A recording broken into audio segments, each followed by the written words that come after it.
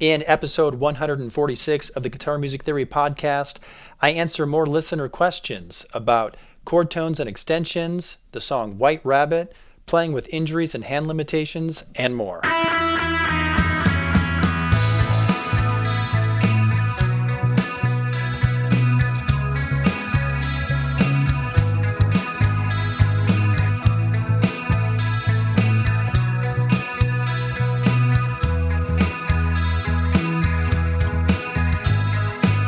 Greetings, guitar engineers. Welcome to the Guitar Music Theory podcast. I am your host, Desi Cerna, author of Fretboard Theory, Guitar Theory for Dummies, and more.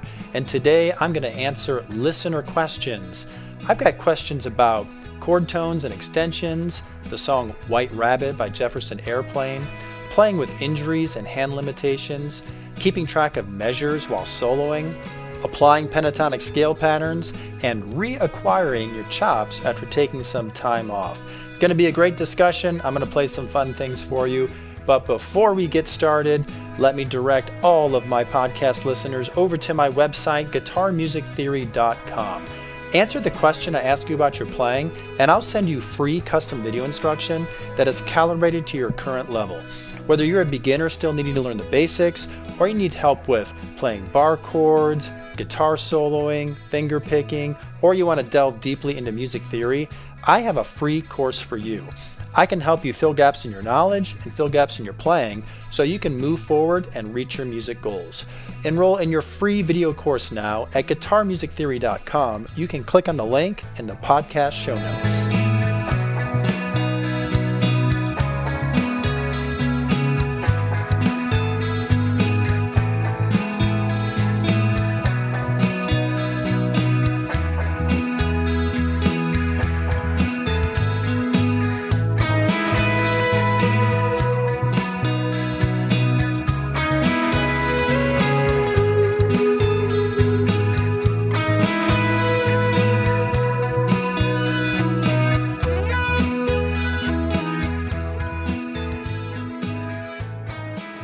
All right, so we are ready to dive in. Our first questions come from Laurel, and he's studying my book, Fretboard Theory. He has a question about Chapter 10.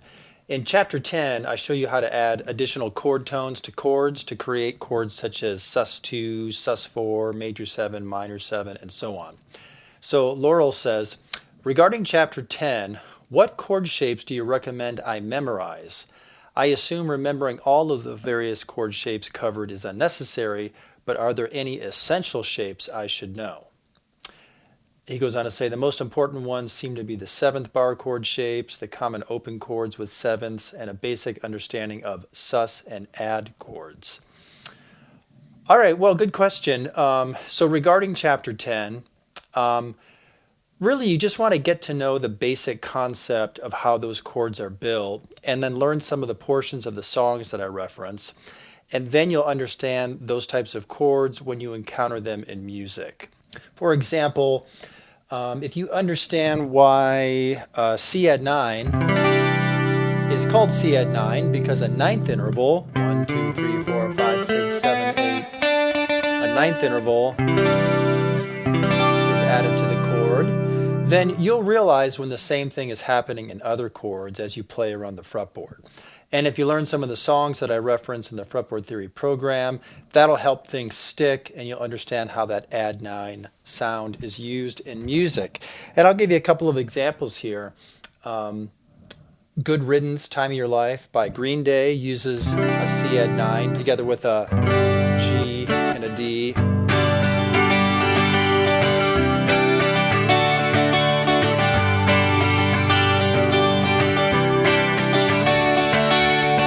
So does the song There She Goes by Sixpence None the Richer.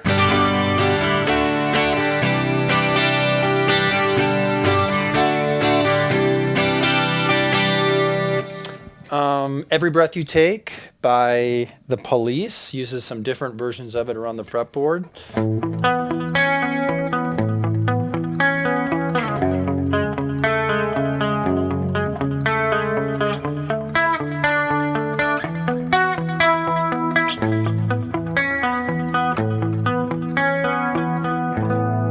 So I'm playing like an A major bar chord shape here, but I'm adding this note. What is that note? 1, 2, 3, 4, 5, 6, 7, 8. Oh, it's nine notes away from my root, so it's an A add 9. This is also used in the song, this one. Let's try this again.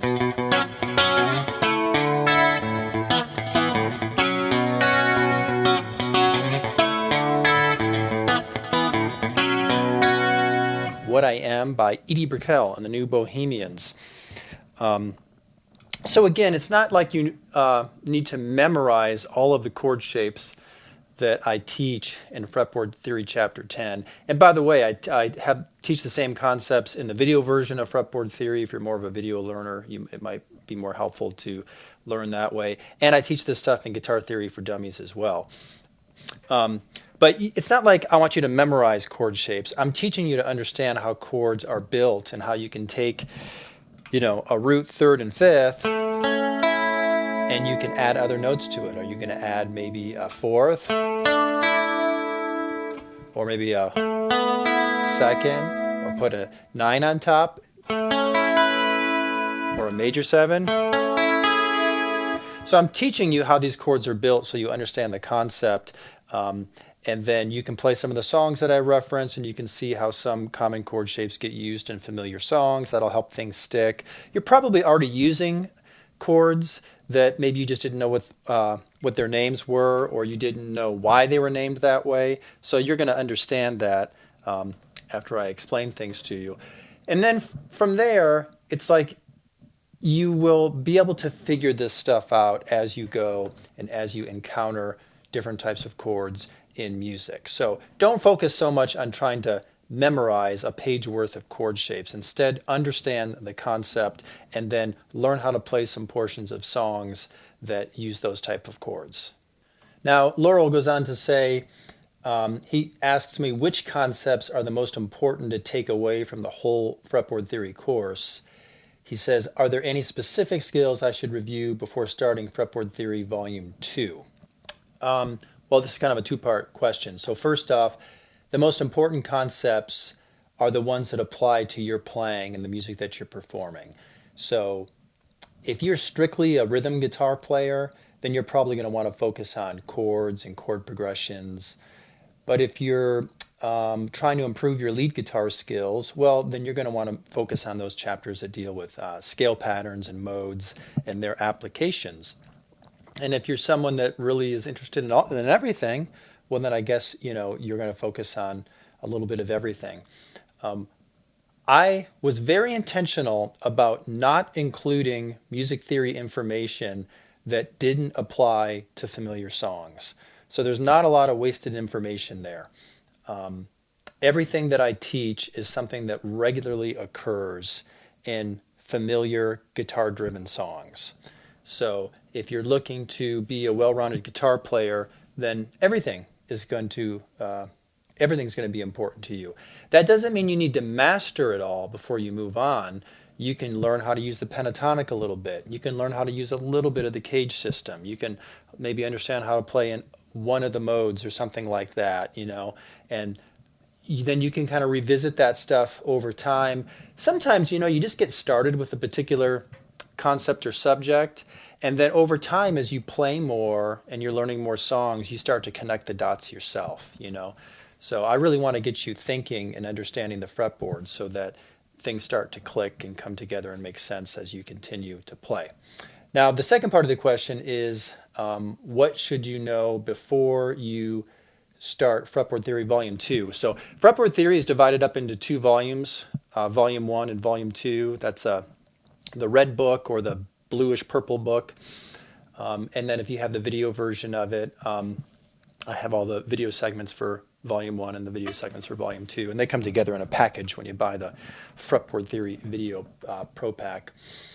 And before you start Fretboard Theory Volume 2, you want to make sure that you understand the construction and harmonization of the major scale, as I teach in Fretboard Theory Chapter 6. So you want to understand how the major scale is used to build triads and chords. And you also want to understand chapter 8, where I talk about modes and how you've got these 7 notes of the major scale with all these 7 chords, but any one of them could be used as your tonic or your starting position. So just because you're playing using notes and chords from the C major scale, it doesn't mean your music has to start and end on C. It could start and end on the 2nd chord, D minor, or the 3rd chord, E minor. And that's where you get into modes. So I introduced that concept. You'll want to understand those things before you begin Fretboard Theory Volume 2, because in Fretboard Theory Volume 2, I talk about borrowed chords and modal interchange, and I talk more about using the number system and why we would use terms such as like 1, flat 3 or flat 6, flat 7, and that sort of thing. So if you have not completed those chapters in the first volume of Fretboard Theory, chord progressions and playing by numbers, chapter 6, and then modes in chapter 8, you're not really going to understand what's happening in Fretboard Theory Volume 2. And there's really cool stuff that happens in Fretboard Theory Volume 2 that's going to just take your understanding of popular music to the next level, so you don't want to miss out on that. Guitar Theory for Dummies was basically like a rewrite of Fretboard Theory Volume 1 and 2, and I kind of condensed it a little bit for that publisher and fit it all into one book. So the same information is available. If you don't have the Fretboard Theory books, if you got Guitar Theory for Dummies, you're good. You can learn those concepts in that book as well. We are moving on to our next question. Chuck says, a friend and I were learning White Rabbit by Jefferson Airplane, and we were stumped when analyzing the chords and tabs we found on Ultimate Guitar. I've actually had a few people ask me about this song, White Rabbit, and let's play a portion of it here. I'm just going to play it from Spotify. And copyright police might come after me, we'll see. So what key is this?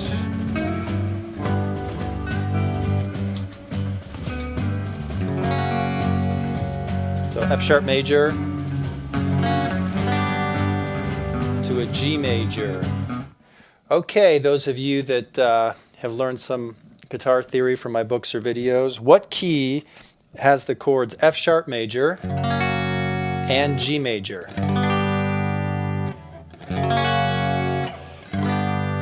Whoops, there we go. By the way, I'm playing my PRS guitars, McCarty 594 through my Kemper, using my little performance here that's got some various Marshall amp profiles in it. So F sharp major, G major. Which key has those chords in it? Well, this is kind of a trick question. They don't fall into a traditional major scale key. They are actually out of the B harmonic minor scale.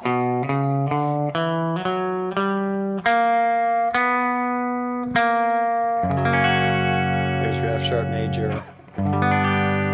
So if I play these chords, I play the B harmonic minor scale, but I'm going to start on its 5th degree, F sharp.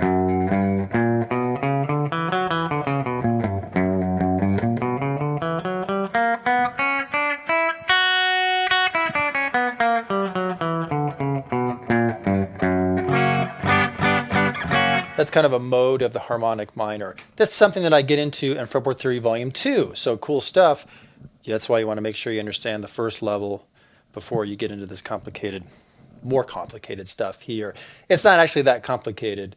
Harmonic minor occurs a lot in popular music, and there's not a whole lot to it. So it might sound a little confusing now if it's new to you, but once you understand the concept, it's fairly simple, and the same ideas get used in music. Now, if we fast forward in this song, one pill makes you larger, and the ones that do anything else. Oh, here we go. Okay. Go ask Alice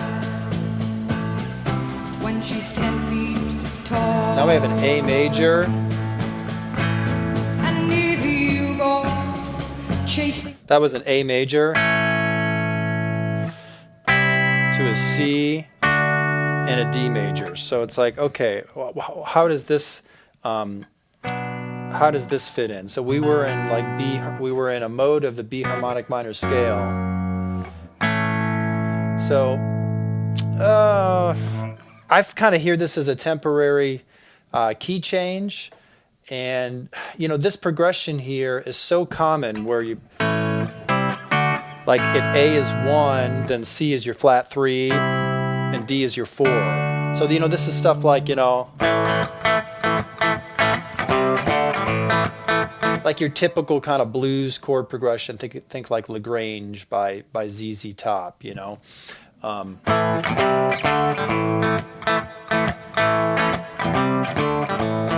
So that's kind of the pattern that I immediately pick up on here.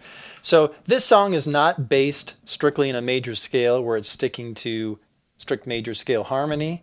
They used some harmonic minor there, and then they had kind of a shift of focus, a key change to A, or they used some intervals that they may have picked up from blues songs or something like that, and put together kind of a unique progression that sounds a little unusual and is maybe fitting with the ideas they're talking about in the song. I'm not completely familiar with the lyrics, but it might be a little psychedelic, so they're probably intentionally wanted to have some twists and turns here musically and not have something that sounded more, I guess, traditional or predictable.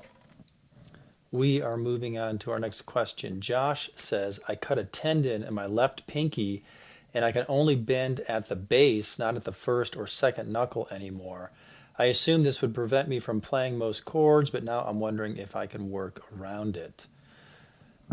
So, I get questions like this from time to time where people have some sort of injury or limitation or something, and they're asking for advice on how to deal with it, or sometimes they might use it as an excuse. They might say, well, I tried one of your courses, but, I have an injury on my hand, so, I can't play.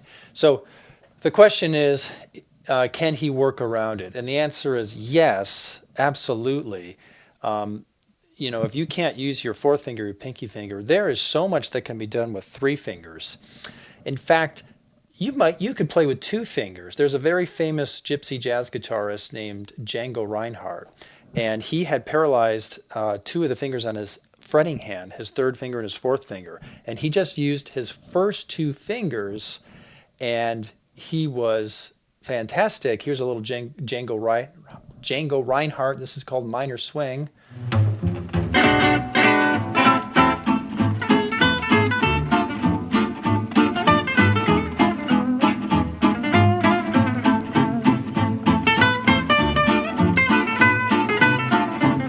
Django Reinhardt was very influential, very famous guitar player. You can find some videos of him on YouTube. Just put gypsy jazz guitar, Django Reinhardt. It's spelled a little funny, but whatever, you'll find it. And sometimes he's just simply shredding with 2 fingers, and it is really cool to watch him play. So, can you work around a limitation like that? Yes, you absolutely can. And sometimes it just takes, a little ingenuity. You kind of have to think outside the box. You're going to have to do things differently, but just because you have to do things differently doesn't mean you necessarily have to be limited. You can find videos of guys on YouTube playing guitar with their feet because they have no arms. So if someone can learn how to play guitar with their feet because they have no arms, I think that you can learn how to play guitar with limited use of your pinky finger or whatever other limitation a person might have. I know what you're saying. Easy for you to say, Desi, you have use of all of your fingers, but don't compare yourself to those sort of people. Look at people who are playing with limitations and look at what they can do and think about like what you can do. I'm actually a player that really favors the first 3 fingers on my fretting hand. Particularly with a lot of lead lines and stuff. I would oftentimes prefer to stretch with those 3 fingers than to get my pinky involved because they're just more dexterous, and I've always had more control with those fingers. Despite me trying to strengthen that pinky finger, I don't have the same type of feeling and control my pinky on my fretting hand. I actually do on my other hand, on my right hand. I can move my pinky finger more independently in ways that I cannot do with my fretting hand. But whatever, it's not holding me back. Sometimes people have thought it was a little odd that I played certain passages with just 3 fingers instead of my pinky, but I'm like, hey, it sounds good and it works well for me. Eddie Van Halen did that a lot too. Like he could use his pinky for sure, but watch how often he would play with just 3 fingers. Eric Johnson, who's a complete virtuoso, same thing. He could use his pinky, but it's amazing to see how much he played with just 3 fingers. We are moving on to the next question. I don't have the name for this person, but they asked, how do you keep track of measures when improvising solos in a song? Good question. So, the more you play songs, the more you should begin to pick up on the feel of 4/4 time, 4 beats in a measure. And you start to pick up on the feel of like sections, like when it's been 4 bars or 8 bars, when it's been 2 sections of 8 bars. So I usually can feel it, but I also would plan things out and did that a lot. So sometimes the best way to be spontaneous is to not leave spontaneity to chance. So if I have to fill a long section and it's critical that I come, out of it at a certain time, then I'll maybe come up with like kind of a game plan of how I might build that solo, maybe start in one position and know that once I complete, the first 8 bars or something like that, then I move to another position and so on. So I've done that quite a bit. And I had to do that recently when I played a song called I Want a New Drug by Huey Lewis and the News, as I was playing with a Huey Lewis tribute band called The Heart of Rock and Roll. And so I pulled this up a little bit. There's a lengthy solo section here. Play a little bit of it. Comes after this little horn thing.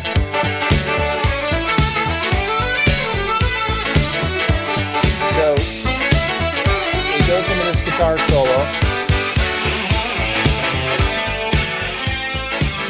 And this is actually a 28 bar guitar solo. This is Chris Hayes, guitarist for Huey Lewis and the News. Great player, great writer. Came up with a lot of these riffs and hooks and these killer rhythm guitar parts and lead lines and stuff. Now I can guarantee that Chris Hayes never played this solo the same way twice. It's not that sort of solo. It's not composed that way. So I'm like, okay, I don't need to learn this solo note for note. I can hear what he's doing. He's playing some minor pentatonic. He's kind of doing that mixed major minor blues mixture in there, some Mixolydian mode sort of thing. But gosh, it goes on for quite a long time. They come out of it at a specific time. Hear how it comes out of it.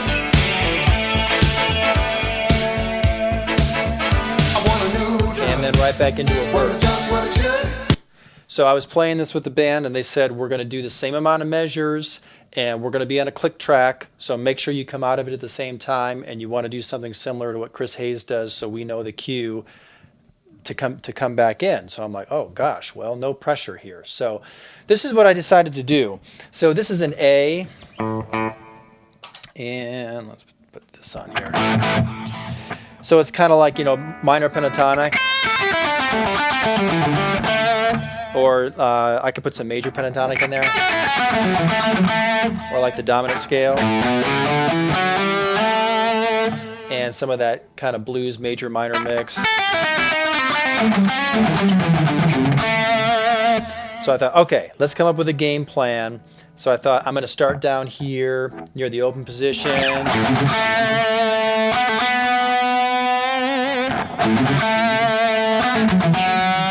And I'll kind of move up to another position.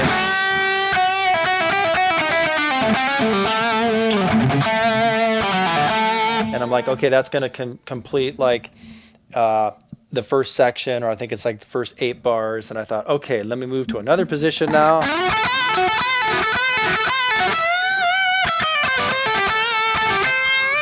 And so I kind of worked out some ideas in that position. I'm like, okay, well, I know that'll complete 8 bars. And I'm like, shoot, I need 8 more. I got to keep going. All right, let me go all the way up to this position. I'm up in past fret 17 here.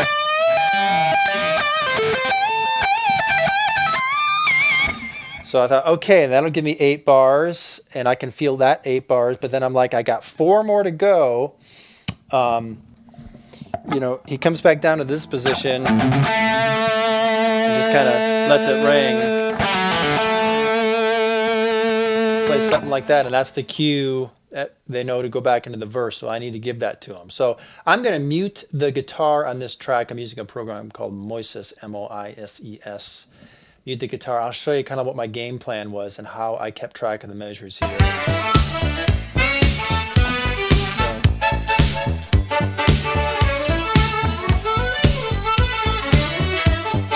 So I start down near the open position.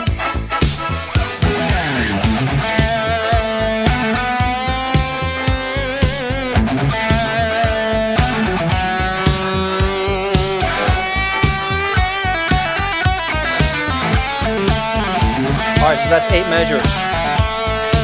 Then I go up to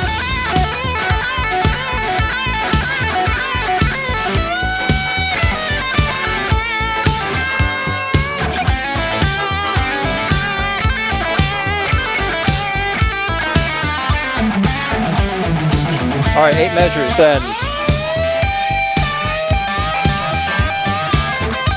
Whoops.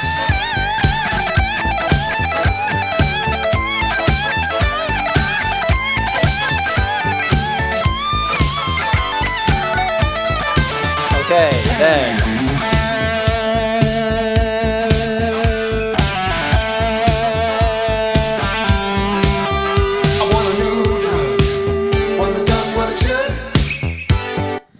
Okay, made some mistakes there, but you get the idea. So I kind of broke this up into sections and worked out some basic ideas. So I may not play that solo exactly the same way every time, but it's very similar. I worked out some basic ideas of what I was going to play in each section, and then I can feel 8 bars at a time there without needing to count them.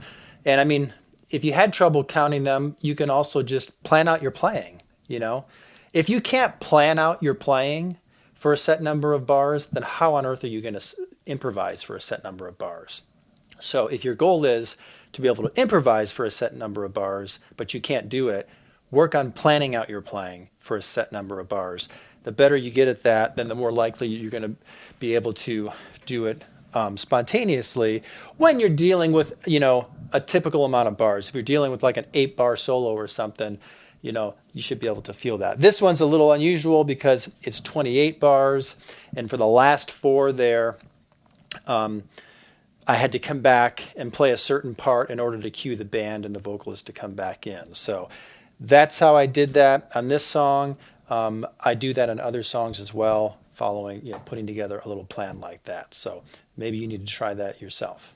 And we're moving on to our next question. Dan has 2 questions about pentatonic scale patterns. First question, he says, I realize that pentatonic pattern 1 is minor and pattern 2 is major, but patterns 3, 4, and 5 all seem to be nameless, are just called pentatonic, or do they have a name other than their pattern number? His next question is, when moving from one pattern to another, does one typically attempt to end on the tonal center of the pattern and then move to that same tonal center of the next pattern? Okay, I teach the pentatonic scale and fretboard theory chapter 2. It would also correspond, if you have the video version of fretboard theory, that's chapter 2. I also have splintered that chapter off and sell that separately. The video version of that, you can find that on my website, or just email me if you want a link for that. And I introduce the pentatonic scale patterns if you're not used to them, but then I talk about how they would be major and minor and how you play in different keys and transpose and how you apply them. When would you use major? When would you use minor? When might you use both major and minor? What? When would you play minor over major? And I give you lots of examples of songs that have familiar pentatonic riffs or solos, and I've got some links and stuff to some resources so you can learn some of those parts of those songs. And and really start applying those pentatonic patterns. So to answer Dan's question, the first question, he says, I realize pentatonic pattern 1 is minor and pentatonic pattern 2 is major. So that's incorrect. There isn't a major pattern and a minor pattern. The pentatonic notes are scattered all over the fretboard. They can be major or minor depending on which note is your tonic pitch, your root note. We divide them up into patterns just because, the fretboard's a big grid here, and so we've got these notes all over the place.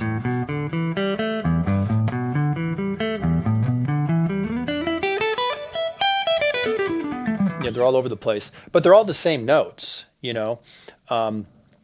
and either the notes can be major or minor in any position or any pattern, depending on what you're playing over. So I was playing E minor pentatonic, which is G major pentatonic. They are the same notes. There's only 5 notes. It's called pentatonic scale because there's pentatonic, 5 tones. E, G, A, B, D, E, G, A, B, D, E, G, B, E, G, A, B, D, and so on. If you play the exact same notes but you start on the G, G, A, B, D, E, G, A, B, D, E, G, A, B, D, E, and so on. It's the G major pentatonic. Any one of the patterns can be major or minor. So first thing, Dan, is you want to understand that you have an incorrect view of how the patterns work there. Let me play some E minor chord. I got my looper pedal going here. So there's some E minor chord. If I play these notes over that E minor chord,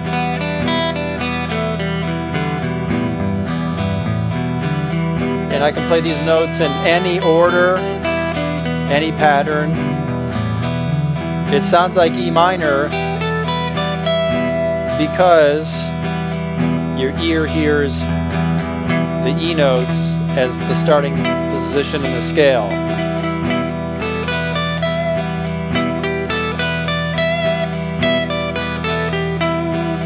But it doesn't matter what note I start on. I can start on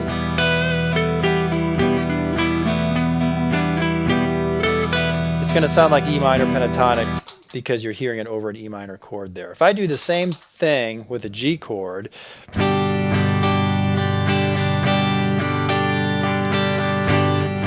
and play through the same notes and the same patterns,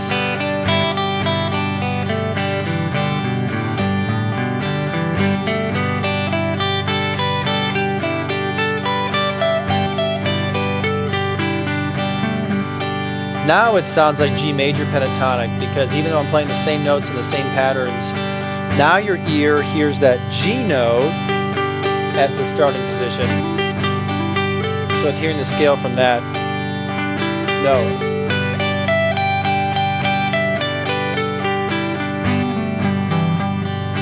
And it doesn't matter where I play those notes. It doesn't matter if I play G in pattern 1, or pattern 2, or pattern 3, or pattern 4, or pattern 5, it's still a G.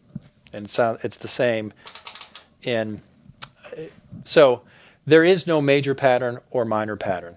There's a pentatonic key, and those notes can be either applied over its minor root or its major root. I explained that in my instruction, how E minor and G major are relative major and minor, so they actually have the same notes and the same patterns and stuff. It's just all in how you apply it. Now, regarding the numbers of the patterns, pattern 1, pattern 2, that's arbitrary. I numbered them. There's 5 patterns, so why not just, as we learn them, it's like, well, here's the first pattern. Let me back up. There aren't really 5 patterns. Then there's notes, right? There's the 5 notes that make up the pentatonic scale, and they're scattered all over the fretboard. We learn how to play those notes by going position to position and fretting the notes that are in the scale, and it creates a pattern on the fretboard. And you can cover 5 different positions before you end up just repeating. And so there's 5 positions or 5 patterns that you play the pentatonic in. So the pattern that I show first and call number 1 is the pattern that most people learn first and call number 1. But some people might learn the second pattern. I've heard some people refer to what I teach as the second pattern as number 1, and then they number them from there. So it doesn't matter. The numbers don't really matter, but I just numbered them in the order that I teach them just so I can refer to them. But some people might number them differently, but the numbers don't mean anything. It's just, here's the first pattern, the first position I'm going to show you. Here's the second position, and so on. All right, so the next question is, when moving from one pattern to another, does one typically attempt to end on the tonal center of the pattern and then move to the same tonal center of the next pattern? So when you practice the pentatonic patterns, you can practice just playing up and down each individual position. That's done. Now I'll just go to the next one. Okay, that's done. Now I'll just go to the next one. And so on. Because these notes are repeating in each position, it's not like you can start at one end of the scale and work your way up to the top of it, going through all the patterns and completing the fretboard. That's not the way the fretboard works. We have multiple occurrences of the exact same pitch in different positions, so you end up repeating notes. So you just kind of practice at one position, one pattern at a time. Now, guitarists do move horizontally on the fretboard, and you'll get introduced to that type of movement when you start to learn some of the songs that I reference, and you'll see how they do it. No, you don't have to finish on the tone, what did you say, the tonic of one position and start on the other one, the tonal center. You don't really have to do that. If I understand your question correctly, I'm not sure if you're asking, Dan, like, how should you practice the patterns, or when you actually start using them to play music, what do you do? I'm talking about when you play music and you start moving horizontally. You can see how players do that by learning some of the songs. So, for example, Wish You Were Here by Pink Floyd.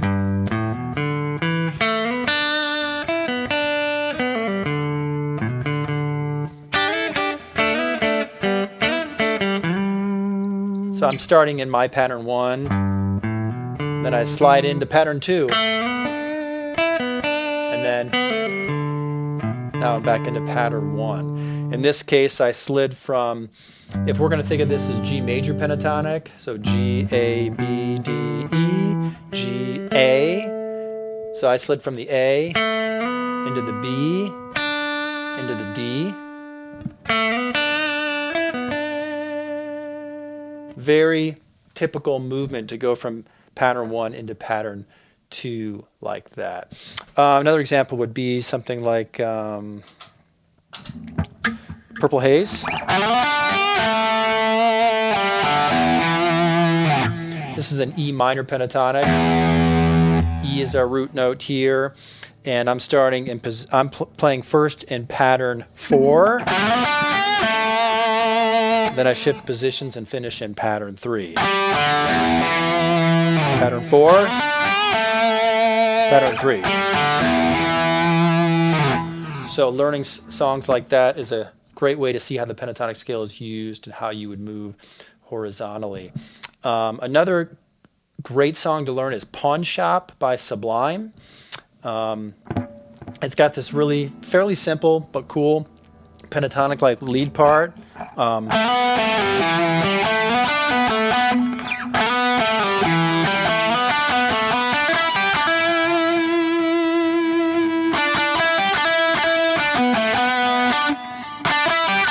it moves horizontally and goes through the different patterns.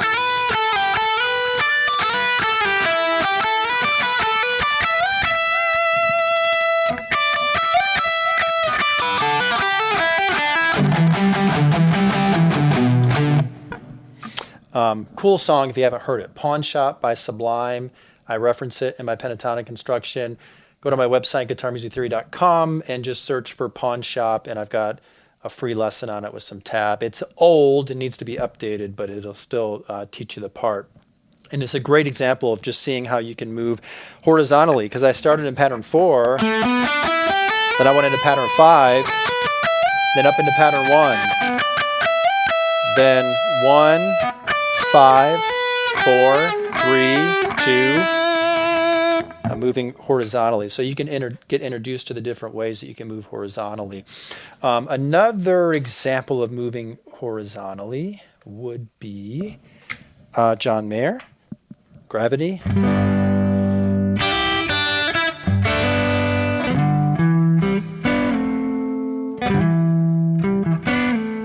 When he does like the...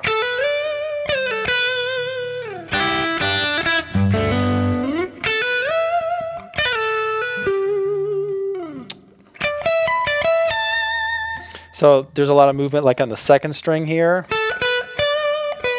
where I'm saying it, stay in the second string.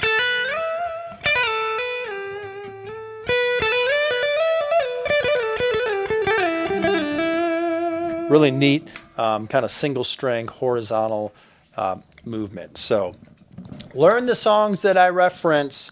You don't have to learn them in their entirety. If I'm referencing a song because it has something happening with the pentatonic, just take a look at that little portion of the song, and that way you can take the patterns and stuff that you're learning and you can apply it by playing something musical. And you'll see how players will move vertically or horizontally, how they'll slide, hammer on, pull off, bend, and you'll really get to see how those patterns come to life and become music. And we are moving on. Zach says, I'd like to schedule a visit to find out how you could help me reacquire my chops. It has been over 10 years since I dedicated some serious time to the guitar. My chops have suffered, and I believe that you could help me get back on the road to shredding. Well, I got to get myself on the road to shredding first. I wouldn't say that's necessarily my wheelhouse. I dabble in it a little bit. You can see my course, Guitar Picking Mechanics, where I talk about general guitar picking skills, but I also talk about what the shreddy stuff, where you do some really fast alternate picking and how you would approach that, sweep picking, economy picking, and so on. But anyway, it sounds like Zach here is just trying to get back into guitar and trying to get his general playing skills together. So, Zach, the best way to reacquire your chops is to put together a song repertoire. So pretend like you're preparing for a gig. Pick a dozen or so songs that are reasonably within your playing abilities. Learn them, review the basic parts, practice playing along with the recordings, then play along with backing tracks minus the guitar if you can find them. And if you need help with putting together a song list and structuring your practice, this is something that I help people with in my Zoom lesson. So just go to the website, guitarmusictheory.com, and you'll see the private lesson link, and you can see my Zoom calendar, and you can pick a time in your time zone and just book a private Zoom lesson with me, and I can get you started on this. So you just want to do the same thing that a pro player would do, and that is they're going to figure out, what am I performing? Let me learn my parts. Let me practice them. Let me rehearse with the band. Like, you're going to essentially follow that same sort of process, but you'll just be playing along with the recordings. You'll be playing along with some backing tracks. You can find backing tracks on YouTube by searching the song title plus the words guitar backing track. Or you can purchase tracks at the website karaoke-version.com. Karaoke-version.com. That's what I do. They've got a really good collection of karaoke tracks, but there's also a tab where you can click on guitar backing tracks. They've got a very good selection of guitar backing tracks, and most of them are well done, and you can choose if you want to change the key. You can choose that. They'll give you a couple different versions of it. You can have like the full version, and then the version without the vocals, and then the version without the guitar, and then you can have just the guitar. You can hear the guitar parts isolated, which is helpful as you're learning songs. And so that's like how I practice. If I'm learning songs, it's like I'm going to start with, pulling up the tab, figuring out what am I going to do. Oftentimes there's multiple guitar tracks in a song, so it's like, okay, which guitar am I going to follow? And then I always have to figure out, all right, let me cut some corners here. I don't need to recreate this exactly. I might simplify some things here and there. Maybe it's not critical that I learn all the parts. I just have to get the most basic parts down. Particularly if I'm like doing an acoustic gig or something. Well, I'm just going to strum the basic chords and maybe put in a few extra little, things here and there just to, make it sound better. But as you're learning songs, you don't necessarily have to learn them note for note and fuss over all the details. Just think about, how can you get the basic idea of the most basic parts in that song.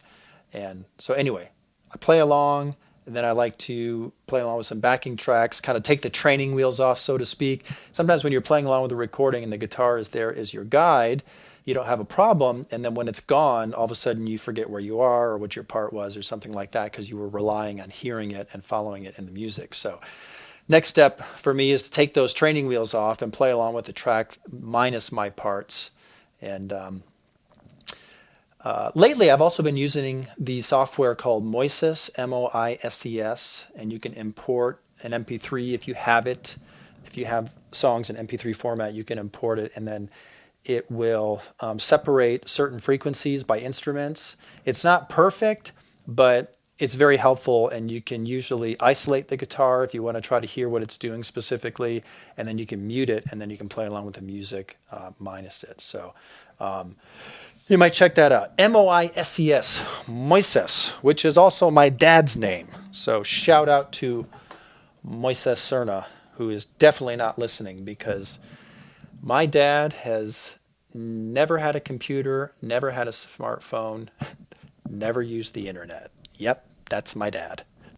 Anyway, all right, Zach, or anyone else listening, if you need some help getting your playing chops back together, you can follow that plan. Reach out, send me an email. I'd be happy to help if I can. Maybe we just need to connect for one Zoom lesson or something, and I'll just help you put a game plan together. I also might have some courses that would be a good fit. So you can kind of reach out and ask me, because I have some things that might be exactly what you need, and you could just follow that plan. So head to the website, guitarmusictheory.com. Scroll down, you'll see the little contact link, and you can send me an email. If you're already receiving emails because you enrolled in a free course, you can reply to any email that you receive, and I'll get it and respond. All right, I'm going to wrap up today's podcast, not with another question, but I wanted to share some excerpts from an article that I came across on musicradar.com. It's an interview with a guitarist named Matteo Mancuso. I've talked about him before. This is the guy, he's a phenomenal player, and he can shred like nobody's business, and he doesn't use a pick. He alternates his fingers on his picking hand like classical style, and he's unbelievable at it. Let's listen to a little bit of Matteo here.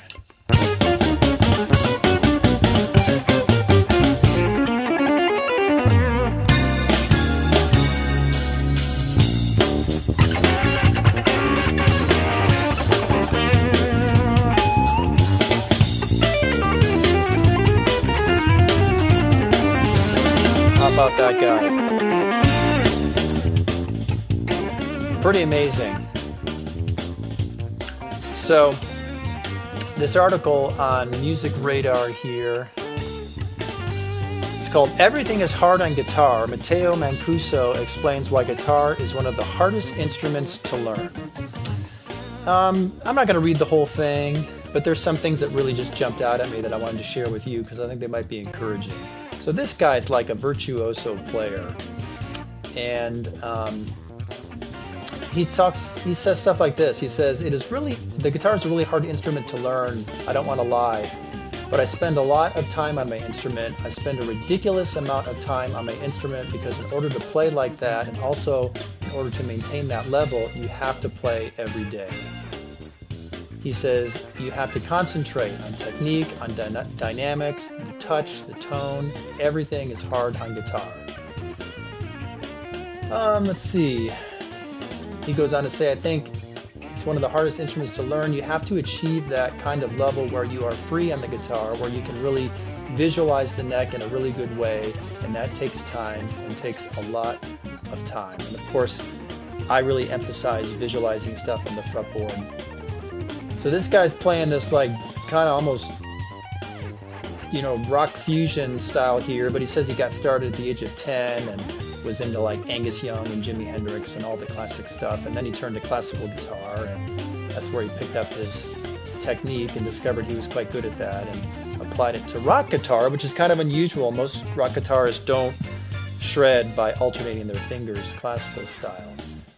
It's not something that I think that most people could do, but he had it and he does it really, really well.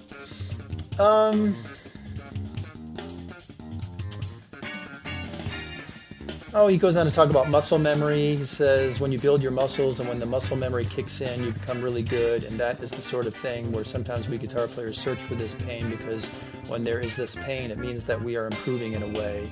It is a really sadistic thing sometimes. Well, you do have to practice and review things a lot, so you stop thinking about it and muscle memory kicks in. That's a big part of playing well.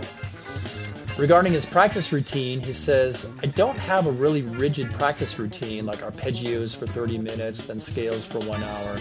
I just grab the guitar and play what excites me most in that moment. First of all, I always try to learn songs, because for me, repertoire is a very important thing. And when you learn songs, you learn a lot. Musically speaking, the three most important things are rhythm, melody, and harmony. You can learn these three things when you are learning a song. And then he goes on to say, that's what I try to do every day. I try to learn repertoire.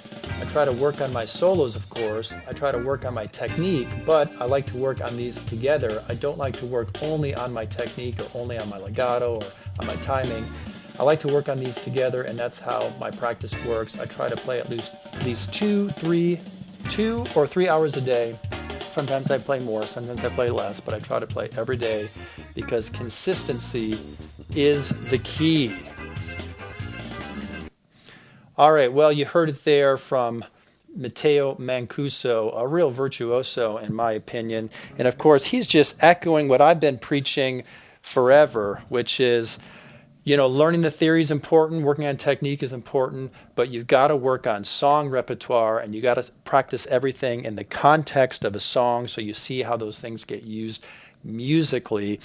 And that's how you're going to set your goals and create your practice routine as well. So even though you might think, well, I'm not a recording artist or I'm not a touring musician, well, if you want to play at that level, then you want to do the same things that they do. So you want to pretend that you're going to record a dozen songs, or that you need to go on the road and perform a dozen songs, and work on getting those parts down, practicing with the tracks, completing those songs, recording them, listening back to them, hearing where you sound good, hearing where you need improvements, fixing things up, re-recording, getting the right performance, getting prepared to take it on the road. And through that process, your playing is going to take shape, and you're going to make improvements, and you're going to reach your playing goals.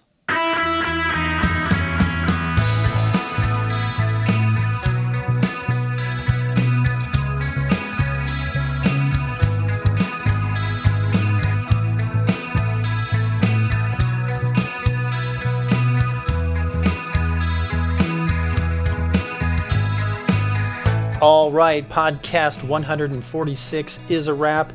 If you have any questions you would like me to answer in future podcast episodes, just go to my website, scroll down, and click on the contact link. And don't forget that while you're there, answer the question I ask you about your playing, and I will send you free custom video instruction that is calibrated to your current level. Whether you're a beginner, intermediate, or advanced level player, whether you need help with some technique, or you want to delve deeply into music theory, I have a free course for you. I can put you on a plan to fill gaps in your knowledge and fill gaps in your playing so you can make progress and reach your music goals. Enroll in your free video course now at guitarmusictheory.com. And don't forget that you can find my books on Amazon.com, and my titles include Fretboard Theory Volume 2, Guitar Theory for Dummies, Guitar Rhythm and Technique for Dummies, Guitar Picking Mechanics, and more. And finally, be sure to follow Desi Cerna Guitar on YouTube, Facebook, Instagram, and TikTok. I post videos there regularly. Make sure that you like, comment, share, subscribe, follow, and all of that good stuff. The more interactions I get, the more exposure I get, the more people will be introduced to what I'm doing here, and we can keep this good thing we have going. And speaking of keeping it going, I couldn't do it without your financial support. So if you have yet to make a purchase on my website or order books from Amazon, please do it. That's how you can keep this podcast going and free, and you can keep me continuing to make this great content that I put out there for you. All right, I've said enough. Thanks for listening, guitar engineers. I'm Desi Cerna. Before you go, be sure to subscribe to this podcast, give it a 5-star rating and a great review if you can. Then keep playing and stay tuned for more.